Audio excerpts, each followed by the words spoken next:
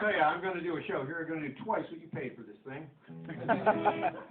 And see, did you hear about that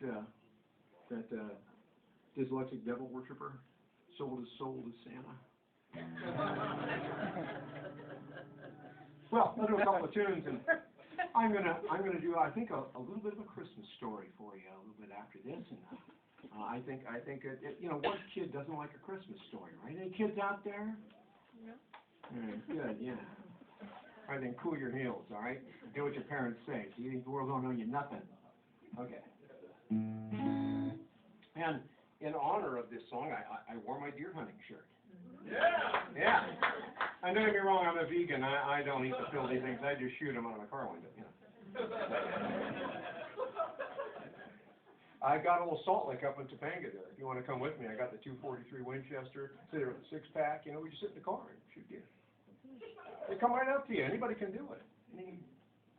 Yeah.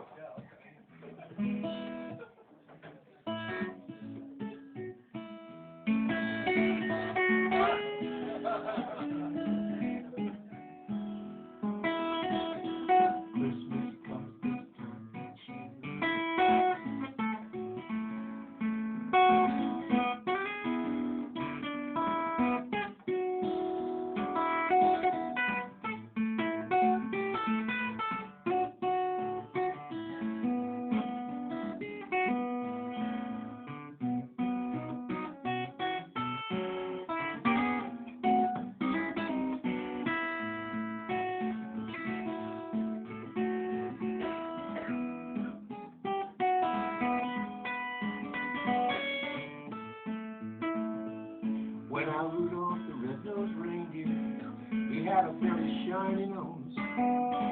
And if you ever saw it, you would even say it glows. Well, all of the other reindeer, they used to laugh and call him names, big mistake.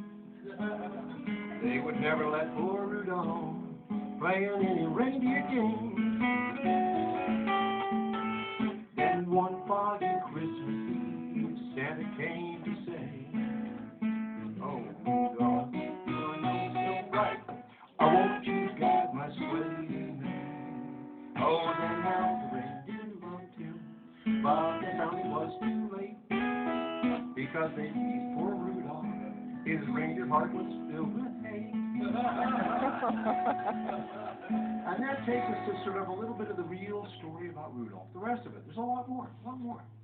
Well, I think people don't know much about Rudolph, but I'll tell you, I've done a little research, and I found out that everybody didn't love Rudolph. Evidently, his mom didn't, because he was abandoned as a calf out on the tundra. He hung out on the bad side of the tundra, ran with a rough crowd. He grew up a little faster than he should have, and he cut deals with wolves, you know, like about how to get babies and the aged and the wounded and stuff like that. Looked out for himself, really. It was Santa's wife who picked him up at a deer shelter, one of those ranger shelters, because of his red nose. He looked so cute, you know. Anyway, when he got over there, things didn't work out so good over there. Like, none of the other reindeer liked him. They didn't want to play with him, and things always kind of went wrong when Rudolph was around. Things went missing, you know. Stuff wasn't working so good. Eventually, one of the owls who was really complaining about a theft there wound up actually gored about 3 miles out from the shop. I mean, Ranger's his antlers didn't match the hole, and his alibi was airtight. So, and actually the cops, when they questioned him, they started to like him. You know, they were getting him coffee and they were joking with him. He was cool as a cucumber. So, if I can help the officers, I always like to help the police. Well, anyway, as things went on, of course, he was, there was an investigation going on. He was pretty much at the center of it. Probably would have been indicted. But this one Christmas Eve, Santa was in a jam, man. He was losing money to the Indians, the Japanese. Everybody was cutting into his trade. Wasn't good. Here it is, Christmas Eve, and time to go.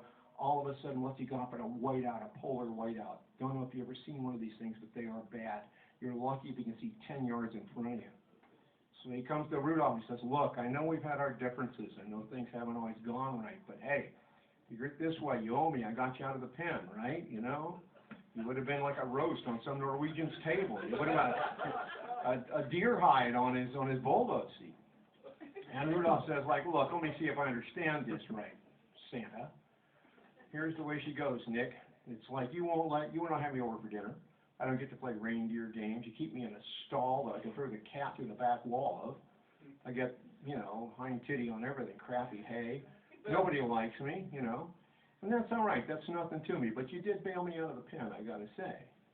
So I'll tell you, I'm going to help you out, but you're going to have to do something for me. Well, anyway, he became a full partner with Santa, and he unionized the reindeer. He had a pension plan, a medical plan, all that kind of stuff. And he did. He did what he said he'd do. He got him through that night. He was lucky to get out with his life. And that fall, of course, Santa didn't have a radio because you can't make one in a 19th century shop filled with, like, wooden stuff and ribbons and crap. You can't make a radio. Usually they let Santa through, but here he was, just a radar signal on a sign when he penetrated that North American air defense boundary. Well, they didn't like it. And they sent out the interceptors and their Skybolt missiles and stuff, and Rudolph had to think pretty fast on his feet to get through that thing. What he did is he cut two of the burning reindeer and Prancer loose, and he used them as decoys. Tough break, Prancer. Looks like you'll be taking the heat. So long, suckers.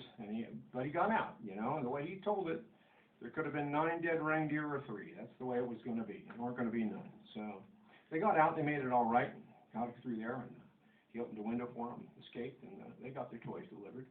But when they got back, all the reindeers loved him. But he said, "Hey, let's not be hypocrites. Come on, man.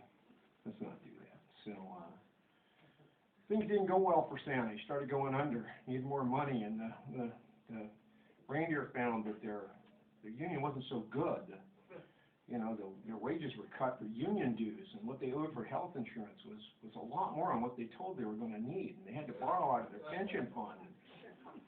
Pretty soon they had to sell themselves for medical experiments and stuff like that. And of course that was for the hospitals that were owned by the same medical plan that Rudolph had set up. And Rudolph was interviewed some years later because Santa was forced into receivership. And Rudolph, when the elves went on strike, he just said, "Look, I don't need elves. I'm moving this to Indonesia. Kids there will be glad to work 12 hours a day just for a couple of potatoes and to sleep indoors. And who needs reindeer? Who needs elves?"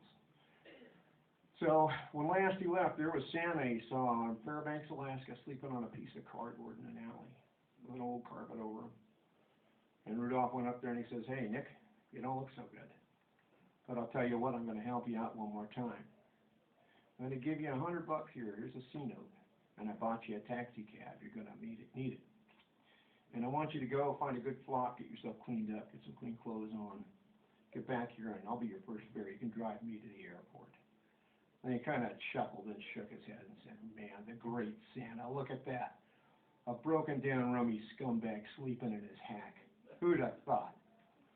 Well, anyway, he went to Indonesia, and he just sort of, he explained that he had nothing against Santa or the elves, They hadn't done anything to him. They didn't have to like him, But he said, well, things just went the way they did. They signed this stupid pension plan, this dumb medical thing.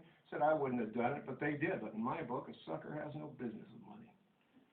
So, I didn't put the roaches in the slums or anything. I just live in the world, pal. I didn't make it. And it's too bad that's the way it is, but that is the way it is. It's a gem, so. Woo!